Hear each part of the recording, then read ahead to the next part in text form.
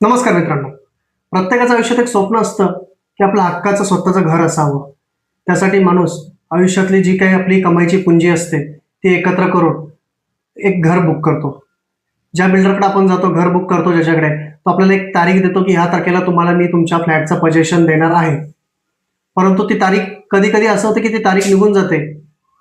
तो बिल्डर आपल्याला पोजेशन देत नाही. तारीख निघून गेली, काही महिने निघून जातात, कधी कधी तर काही वर्ष निघून जातात, तरी तो बिल्डर आपल्याला पोजेशन देत नाहीये.